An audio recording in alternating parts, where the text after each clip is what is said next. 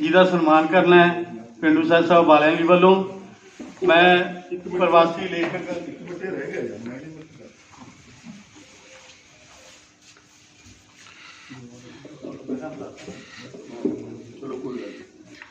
एक गल बची सी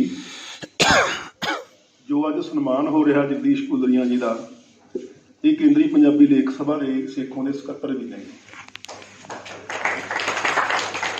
सब तो वड्डी गल मैं इस तो भी वड्डी गल कहनी चाहना भी जिहड़ी मिनी कहानी के रूप में अज कहानी तुहाडे सामने आ रही आ, तुसीं किताबां 'च भी पढ़ते होगे, तुसीं अखबारां दे विच भी रसालियां दे विच भी देखते होगे, तो उस नूं अगे लिजाण दे विच बहुत वड्डा योगदान जे किसी कहानीकार का हो सकदा गा, तो उन्हां दे विचों एक साडे दे विच आ जिहदा असीं सन्मान कर रहे हां। अज जे अज ज्यों-ज्यों युग बीत रहा गा उहदे हिसाब दे नाल जिहड़ा साहित्य आ जिहड़ा रूप आगा वो भी तब्दील हो रहा गा, ते वड्डी कहानी की जगह छोटी कहानी आई पहलां, ਹੁਣ छोटी कहानी की बजाय जी मिनी कहानी आ गई। अज जी मिनी कहानी का जोड़ा मतलब सारे का सारा ढांचा उन्होंने चलाने इन्हों का सब तो बड़ा योगदान है। 100-150 के उपर मिनी कहानीकार इन्हों की संस्था जी है मिनी कहानीकार संस्था जी वो मैंबर ने गए, तो मैं सानू माण है इस गल का कि तुसीं उन्हों का सन्मान कर रहे हो। इस गल वास्ते भी तुहाडा बहुत बहुत धन्यवाद।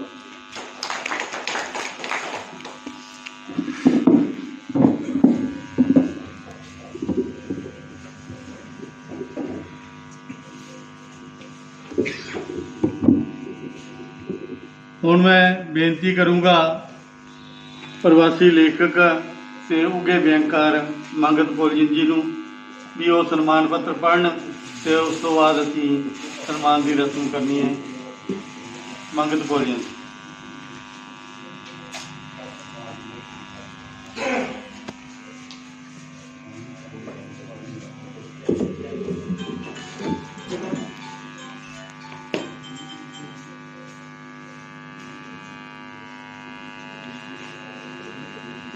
बहुत ही सत्कारयोग इस इलाके के MLA कमालू साहब जी, प्रधानगी मंडल के बैठिया सारिया ही साहित्यक अते सत्कारयोग शख्सियतां, पंडाल के पंजाब के कोने-कोने तो आए बैठे लेखक साथियों, अते कालजां दे विचों मैं देख रहा स्टूडेंट भी आए हैं, स्कूलों में भी कुछ आए हैं, अते होर सारे भैन भराओ। अज जो पेंडू सहत सभा वालियां वालों ये प्रोग्राम कराया जा रहा है, ये केवल इस करके ही महत्वपूर्ण नहीं कि ये एक कवि दरबार करवाया जा रहा है या किताब से गोष्ठी करवाई जा रही है, ये बल्कि इस करके भी महत्वपूर्ण है कि इस प्रोग्राम के एक सन्मान करने के लिए ऐसी शख्सियत को चुनिया गया है जो कि वाकई इसके हकदार है। भावें जगदीश राय कुलरिया जी का कद मेरे वांगू छोटा ही है, पर इन्हां दा जो साहित्यक कद है वो बहुत ही उच्चा है।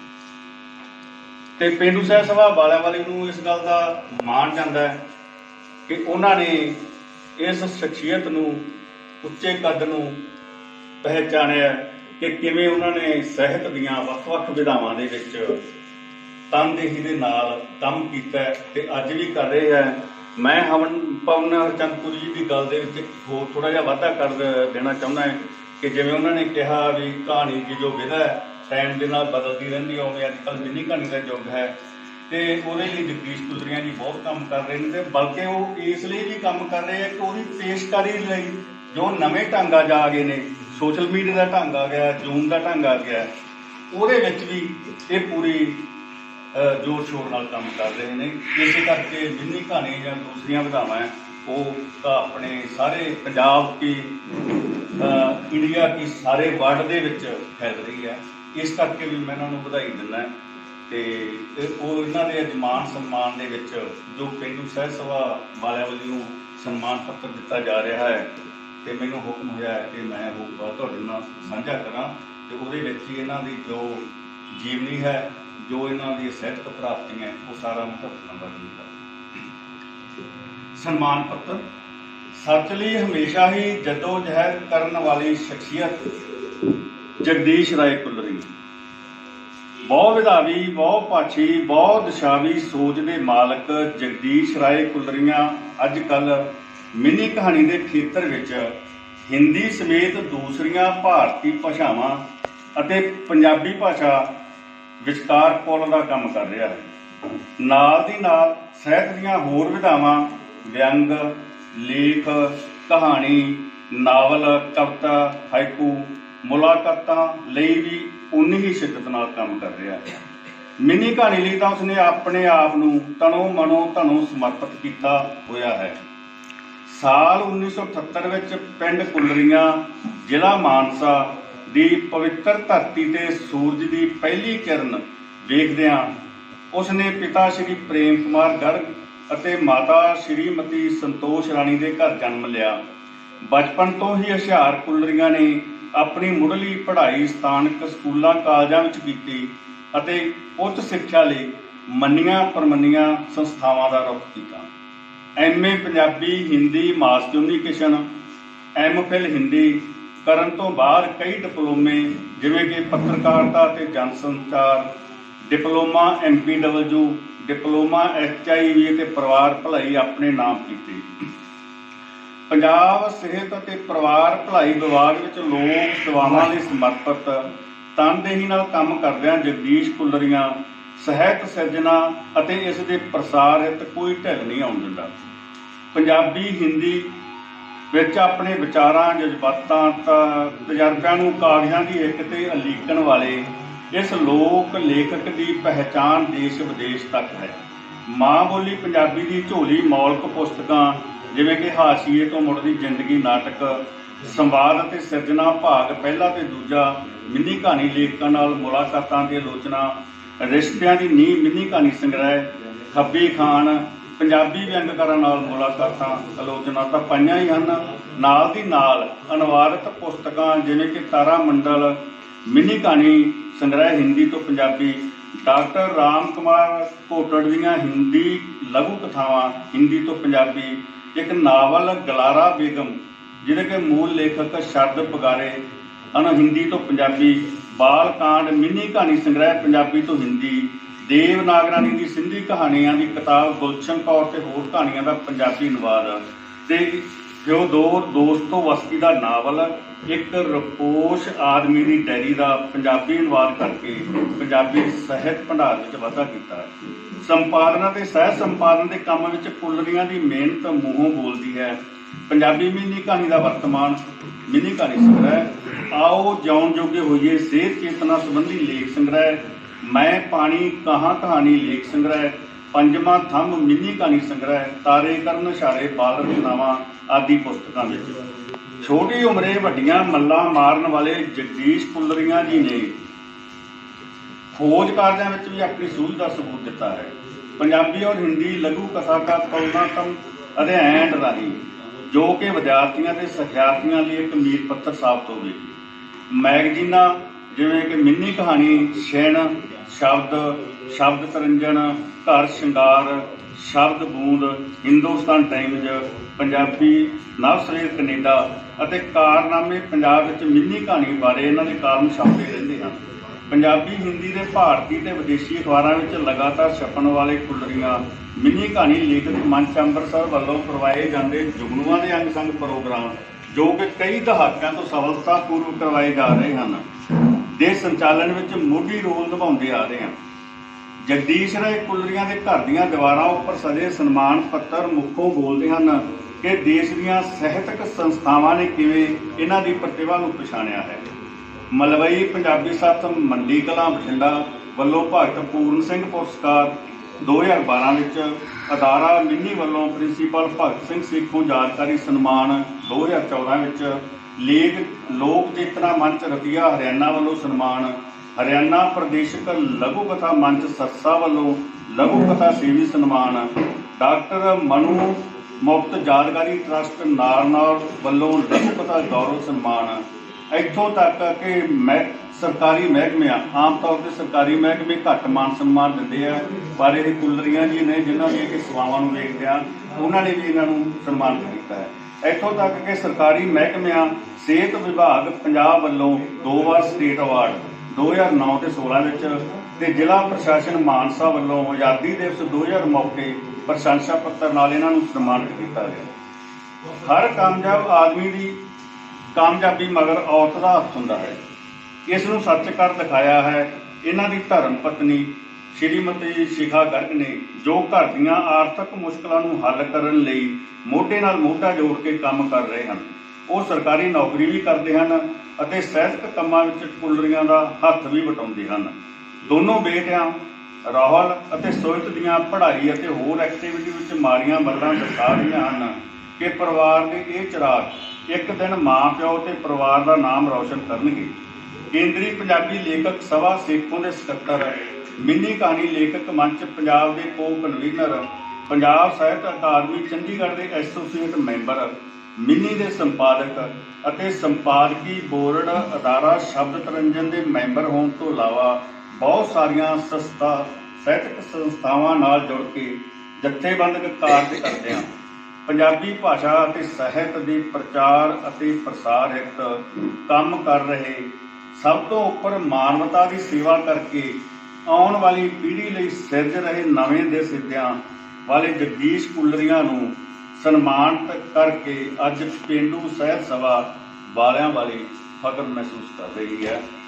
ਸਰਦਾਰ ਸਿੰਘ ਜੀ, ਜਨਰਲ ਸਕੱਤਰ ਜੀਤ ਸਿੰਘ ਚਹਿਲ ਜੀ ਪ੍ਰਧਾਨ ਅਤੇ ਸਮੂਹ ਅਹੁਦੇਦਾਰ ਅਤੇ ਮੈਂਬਰਾਂ ਪੇਂਡੂ ਸਾਹਿਤ ਸਭਾ ਵਾਲਿਆਂ ਵਾਲੀ ਪ੍ਰਧਾਨਗੀ ਮੰਡਲ ਨੂੰ ਬੇਨਤੀ ਹੈ ਕਿ ਉਹ ਤੁਸੀਂ ਆ ਜਾਓ, ਵਿੱਚ ਆ ਜਾਓ। ਮੈਡਮ ਸਿੱਖਾਂ ਨੂੰ ਵੀ ਬੇਨਤੀ ਹੈ।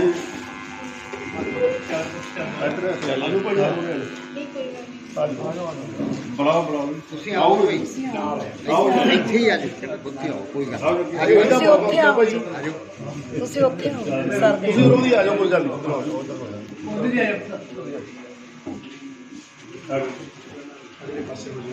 ਕੋਈ ਨਾ ਹੋ ਜਾਣਾ, ਇੱਧਰ ਹੋ ਜਾਣਾ।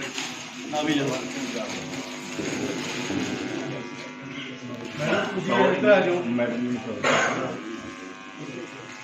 ਤੁਸੀਂ ਇੱਧਰ ਆ ਜਾਓ।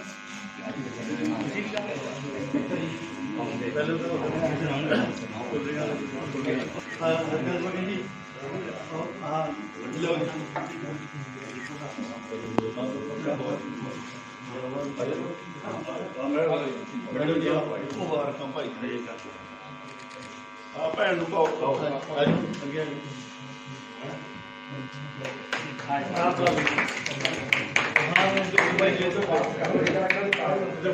ਇਹ ਫੜਾਓ ਜੀ, ਇਹਨਾਂ ਨੂੰ ਬਹੁਤ ਪਕਾਉਣਾ ਹੈ। ਹਾਂ ਤੁਸੀਂ ਪਾਉਣਾ ਜੀ ਉਹਨਾਂ ਦੇ, ਤੁਸੀਂ ਪਾਉਣਾ ਜੀ ਉਹਨਾਂ ਦੇ।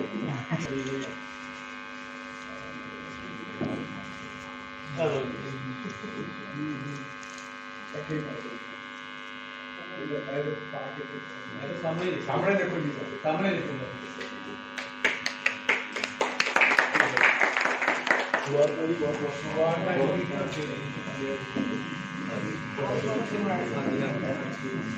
ਜੀ ਬੇਨਤੀ ਹੈ ਵੀ ਉਹ ਆਪਣੇ ਵਿਚਾਰ ਸਾਂਝੇ ਕਰਨ।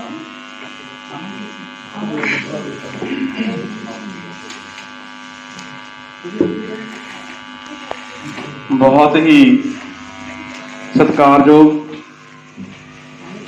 ਅੱਜ ਦੇ ਸਮਾਗਮ ਵਿੱਚ ਵਿਸ਼ੇਸ਼ ਤੌਰ ਤੇ ਸ਼ਾਮਲ ਹੋਏ ਹਲਕਾ ਵਿਧਾਇਕ ਸਰਦਾਰ ਜਗਦੇਵ ਸਿੰਘ ਕਮਾਲੂ ਜੀ, ਕੇਂਦਰੀ ਪੰਜਾਬੀ ਲੇਖਕ ਸਭਾ ਸੇਖੋਂ ਰਜਿਸਟਰਡ ਦੇ ਜਨਰਲ ਸਕੱਤਰ ਪਵਨ ਚੰਦਪੁਰੀ ਜੀ, ਇਸ ਸਭਾ ਦੇ ਪ੍ਰਧਾਨ ਜੀਤ ਸਿੰਘ ਚਹਿਲ ਜੀ, ਜਨਰਲ ਸਕੱਤਰ ਸੁਖਦਰਸ਼ਨ ਗਰਗ ਜੀ, ਸ਼ਬਦ ਤਰੰਜਨ ਦੇ ਸੰਪਾਦਕ ਮੰਗਤ ਕੁਲਜਨ ਜੀ, ਨਾਵਲਕਾਰ ਸੁਖਦੇਵ ਮਾਨ ਜੀ, ਦਰਸ਼ਨ ਸਿੰਘ ਪ੍ਰੀਤੀ ਮਾਨ ਜੀ, ਡਾਕਟਰ ਅਜੀਤਪਾਲ ਸਿੰਘ MD ਜੀ, ਅਮਰਜੀਤ ਸਿੰਘ ਪੇਂਟਰ ਜੀ ਤੇ ਪ੍ਰੋਫੈਸਰ ਸੁਰਿੰਦਰਪਾਲ ਕੌਰ, ਸੇਵ ਸਿੰਘ ਸਮੀਰੀਆ ਜੀ, ਜਸ ਬਠਿੰਡਾ ਜੀ ਤੇ ਹੋਰ ਸਾਥੀ ਜਿਨ੍ਹਾਂ ਦਾ ਮੈਂ ਨਾਮ ਨਹੀਂ ਲੈ ਸਕਿਆ, ਗੁਰਿੰਦਰ ਰਸੀਆ ਜੀ, ਸਾਰਿਆਂ ਦਾ ਹੀ ਮੈਂ ਬਹੁਤ ਬਹੁਤ ਧੰਨਵਾਦ ਕਰਦਾ, ਸ਼ੁਕਰਗੁਜ਼ਾਰ ਕਰਦਾ ਹਾਂ ਕਿ ਅੱਜ ਉਹਨਾਂ ਨੇ ਇੱਥੇ ਆਉਣ ਦਾ ਮੌਕਾ ਦਿੱਤਾ ਤੇ ਮੈਨੂੰ ਇਸ ਕਾਬਲ ਸਮਝਿਆ ਕਿ ਸਨਮਾਨਿਤ ਕੀਤਾ ਉਹਨਾਂ ਨੇ ਮੈਨੂੰ। ਖਾਸ ਤੌਰ ਤੇ ਬਾਲਿਆਂ ਵਾਲੀ ਜਿਹੜੀ ਸਹਿਜ ਸਭਾ ਹੈ, ਇਹ ਮੈਨੂੰ ਆਪਣੀ ਹੀ ਸਹਿਜ ਸਭਾ ਲੱਗਦੀ ਹੈ, ਕਿਉਂਕਿ ਨਿਰੰਤਰ ਸਾਡੇ ਜਿਹੜੇ ਪ੍ਰੋਗਰਾਮ ਨੇ ਉਹ ਸਾਲ ਦੇ ਵਿੱਚ ਇੱਕ ਪ੍ਰੋਗਰਾਮ ਮਿੰਨੀ ਕਹਾਣੀ ਦੇ ਉੱਪਰ ਜੋ ਹੁੰਦਾ ਹੈ ਉਹ ਬਾਲਿਆਂ ਵਾਲੀ ਸਹਿਜ ਸਭਾ ਵੱਲੋਂ ਅਕਸਰ ਹੀ ਕਰਵਾਇਆ ਜਾਂਦਾ ਹੈ। ਤੇ ਜਦੋਂ ਆਪਣੇ ਸਨਮਾਨ ਦਿੰਦੇ ਨੇ ਤਾਂ ਤੁਹਾਡੇ ਮਨ ਦੇ ਵਿੱਚ ਇੱਕ ਫੀਲਿੰਗ ਵੀ ਆਉਂਦੀ ਹੈ ਵੀ ਜਿਹੜਾ ਕੰਮ ਤੁਸੀਂ ਕਰ ਰਹੇ ਹੋ ਉਹ ਠੀਕ ਕਰ ਰਹੇ ਹੋ, ਜਿਹੜੇ ਰਸਤੇ 'ਤੇ ਤੁਸੀਂ ਤੁਰੇ ਹੋਏ ਹੋ ਉਸ ਰਸਤੇ ਨੂੰ ਮਾਨਤਾ ਮਿਲਦੀ ਹੈਗੀ ਹੈ। ਤੇ ਮੈਨੂੰ ਇਹ ਲੱਗਦਾ ਹੁੰਦਾ ਵੀ ਜਦੋਂ ਤੁਹਾਨੂੰ ਕੋਈ ਸਨਮਾਨ ਮਿਲਦਾ ਹੈ ਤਾਂ ਜਿੱਥੇ ਤੁਹਾਡੀ ਜ਼ਿੰਮੇਵਾਰੀ ਵੱਧਦੀ ਹੈ ਉੱਥੇ ਤੁਹਾਨੂੰ ਆਪਣੇ ਕੀਤੇ ਹੋਏ ਕੰਮ ਦਾ ਮੁਲਾਂਕਣ ਮਿਲ ਜਾਂਦਾ ਇੱਕ ਤਰ੍ਹਾਂ ਦਾ, ਵੀ ਤੁਸੀਂ ਜਿਹੜਾ ਟਰੈਕ ਦੇ ਉੱਪਰ ਤੁਰੇ ਹੋ ਉਹ ਸਹੀ ਰਸਤਾ ਹੈ। ਤੇ ਮੈਂ ਆਖਰ ਦੇ ਵਿੱਚ ਸਭ ਦਾ ਧੰਨਵਾਦ ਕਰਦਾ ਹੋਇਆ ਸ਼ੁਕਰੀਆ ਅਦਾ ਕਰਦਾ ਹਾਂ ਕਿ ਇਸ ਕਾਬਲ ਸਮਝਿਆ। ਤੇ ਮੈਡਮ ਜੀ ਦਾ ਜੋ ਪੇਪਰ ਸੀ ਸੁਰਿੰਦਰਪਾਲ ਕੌਰ ਜੀ ਦਾ ਮੈਨੂੰ ਬਹੁਤ ਵਧੀਆ ਲੱਗਿਆ। ਮਾਨ ਹੋਰਾਂ ਨੇ ਵੀ ਗੱਲ ਕੀਤੀ ਸੀ, ਜੋ ਉਹ ਗੱਲਾਂ ਨਾਲ ਮੈਂ ਪੂਰੀ ਤਰ੍ਹਾਂ ਸਹਿਮਤ ਹਾਂ ਵੀ ਇੱਕ ਆਪਣੇ ਕੋਲ ਪ੍ਰਾਪਤ ਯਥਾਰਥ ਹੁੰਦਾ। ਜਦੋਂ ਆਪਾਂ ਸਮਾਜ 'ਚ ਵਿਚਰਦੇ ਹਾਂ, ਆਪਾਂ ਗੱਲ ਕਰਦੇ ਹਾਂ ਨਾ ਵੀ ਜਦੋਂ ਲੇਖਕ ਜੋ ਆਪਣੇ ਪਿੰਡੇ ਤੇ ਹਣਾਉਂਦਾ ਹੈ ਕਿ ਉਹੀ ਬੰਦਾ ਲਿਖਦਾ ਹੈ, ਪਰ ਜਿਹੜਾ ਪ੍ਰਾਪਤ ਯਥਾਰਥ ਹੈ ਉਹ ਕਈ ਵਾਰੀ ਪ੍ਰਤੀਨਿਧ ਯਥਾਰਥ ਨਹੀਂ ਹੁੰਦਾ ਹੈਗਾ। ਲੇਖਕ ਨੇ ਹਮੇਸ਼ਾ ਪ੍ਰਤੀਨਿਧ ਯਥਾਰਥ ਦੀ ਗੱਲ ਕਰਨੀ ਹੁੰਦੀ ਹੈ ਕਿ ਜੋ ਲਿਖ ਰਿਹਾ ਹੈ, ਇੱਕ ਲੇਖਕ ਦਾ ਫਰਜ਼ ਹੁੰਦਾ, ਲੇਖਕ ਦਾਇਿਤਵ ਕਹਿੰਦੇ ਹਾਂ ਅਸੀਂ, ਵੀ ਉਹ ਜਿਹੜਾ ਉਹਦਾ ਲਿਖਣ ਦਾ ਸਮਾਜ ਦੇ ਉੱਪਰ ਕੀ ਇੰਪੈਕਟ ਪਊਗਾ। ਤੁਸੀਂ ਕੋਈ ਘਟਨਾ ਲਿਖਦੇ ਹੋ, ਕੋਈ ਕਹਾਣੀ ਲਿਖਦੇ ਹੋ, ਕੋਈ ਨਾਵਲ ਲਿਖਦੇ ਹੋ, ਉਹ ਲਿਖਦੇ ਕਿਉਂ? ਕਲਾ ਲਈ, ਕਲਾ ਲੋਕਾਂ ਲਈ, ਆਪਾਂ ਕਹਿੰਦੇ ਨਾ ਸਤਿਅਮ ਸ਼ਿਵਮ ਸੁੰਦਰਮ, ਸਾਹਿਤ ਦੇ ਲਈ। ਪਰ ਜੇਕਰ ਤੁਸੀਂ ਲਿਖਣਾ ਮੰਨ ਲਓ ਸਮਾਜ ਦਾ ਕੋਈ ਕੋਝ ਹੈਗਾ, ਸਮਾਜ ਦਾ ਕੋਈ ਨਕਾਰਾਤਮਕ ਪੱਖ ਹੈ, ਜੇਕਰ ਆਪਾਂ ਨੂੰ ਹੂਬਹੂ ਪੇਸ਼ ਕਰ ਦਿੰਦੇ ਆ ਤਾਂ ਉਹਦੇ ਵਿੱਚ ਲੇਖਕ ਕਿੱਥੇ ਹੈ? ਲੇਖਕ ਦੀ ਜਿਹੜੀ ਸੋਚ ਹੈ ਉਹ ਕਿੱਥੇ ਹੈ? ਤਾਂ ਸਮੁੱਚੇ ਜਿਹੜੇ ਮੇਰੇ ਬਹੁਤ ਸੀਨੀਅਰ ਇੱਥੇ ਬੈਠੇ ਨੇ ਜਿੰਨੇ ਵੀ ਲੇਖਕ ਨੇ, ਤਾਂ ਮੈਂ ਇਹੀ ਕਹਿਣਾ ਚਾਹਾਂਗਾ ਵੀ ਆਪਾਂ ਨੂੰ ਜਿਹੜੀ ਰਚਨਾ ਹੈ ਉਹੀ ਜਿਹੀ ਰਚਨਾ ਸਿਰਜਣੀ ਚਾਹੀਦੀ ਹੈ ਜਿਹਦੇ ਨਾਲ ਸਮਾਜ ਨੂੰ ਆਪਾਂ ਸੇਧ ਦੇ ਸਕੀਏ। ਕਿਉਂਕਿ ਲੇਖਕ ਨੇ ਆਪਣੀ ਕਲਪਨਾ ਦੇ ਨਾਲ, ਆਪਣੀ ਸੋਚਣ ਸ਼ਕਤੀ ਦੇ ਨਾਲ, ਜਾਂ ਆਪਣੀ ਉਹਦੀ ਇੱਕ ਫਿਲਾਸਫੀ ਹੁੰਦੀ ਹੈ ਜਾਂ ਉਹਦੀ ਇੱਕ ਵਿਚਾਰਧਾਰਾ ਹੈ, ਉਹ ਵਿਚਾਰਧਾਰਾ ਲੋਕਾਂ ਦੇ ਅੱਗੇ ਜਾਂ ਪਾਠਕਾਂ ਦੇ ਅੱਗੇ ਪਰੋਸਣੀ ਹੁੰਦੀ ਹੈ। ਆਪਾਂ ਕਹਿੰਦੇ ਹਾਂ ਵੀ ਲੇਖਕ ਕ੍ਰਾਂਤੀ ਨਹੀਂ ਕਰ ਸਕਦਾ, ਪਰ ਉਹਦੀਆਂ ਜਿਹੜੀਆਂ ਰਚਨਾਵਾਂ ਨੇ ਉਹ ਕ੍ਰਾਂਤੀ ਕਰਾ ਸਕਦੀਆਂ ਨੇ। ਤਾਂ ਉਹਨਾਂ ਨੇ ਇੱਕ ਵਿਜ਼ਨ ਦੇਣਾ ਹੁੰਦਾ ਸਰ ਪਾਠਕ ਨੂੰ। ਜੇਕਰ ਤੁਸੀਂ ਵਿਜ਼ਨ ਨਹੀਂ ਦੋਗੇ ਤਾਂ ਉਹਨਾਂ ਨੂੰ ਤਾਂ ਪਤਾ ਹੀ ਲੱਗਣਾ ਵੀ ਇਹ ਸਮਾਜ ਦੇ ਵਾਪਰ ਕੋਈ ਵੱਡੀ ਗੱਲ ਨਹੀਂ ਲਿਖੀ ਹੈਗੀ। ਲੇਖਕ ਨੇ ਪਾਠਕ ਨੂੰ ਚੇਤੰਨ ਕਰਨਾ ਹੈਗਾ, ਉਹਨੂੰ ਸੋਚਣ ਵਾਸਤੇ ਮਜਬੂਰ ਕਰਨਾ ਹੈਗਾ। ਤੇ ਜੇਕਰ ਆਪਾਂ ਇਹ ਆਪਣੇ ਇਸ ਸਾਹਿਤ ਦੇ ਜਿਹੜਾ ਲੋਕ ਆਪਾਂ ਕਹਿੰਦੇ ਸਾਹਿਤ ਹੈ ਉਹ ਲੋਕ ਹਿੱਤ ਹੋਣਾ ਚਾਹੀਦਾ। ਜੇਕਰ ਆਪਾਂ ਇਹਨਾਂ ਫਰਜ਼ਾਂ ਦੇ ਉੱਪਰ ਇਸ ਸੋਚ ਦੇ ਜ਼ਰੀਏ ਆਪਾਂ ਕੰਮ ਕਰਾਂਗੇ ਤਾਂ ਆਪਾਂ ਹੋਰ ਵੀ ਸਮਾਜ ਨੂੰ ਚੰਗੇਰਾ ਬਣਾ ਸਕਦੇ ਹਾਂ, ਨਰੋਏ ਜਿਹੜੇ ਸਮਾਜ ਦੀ ਆ ਉਹ ਸਿਰਜਣਾ ਕਰ ਸਕਦੇ ਹੈਗੇ ਆ। ਬਹੁਤ ਬਹੁਤ ਧੰਨਵਾਦ, ਸ਼ੁਕਰੀਆ।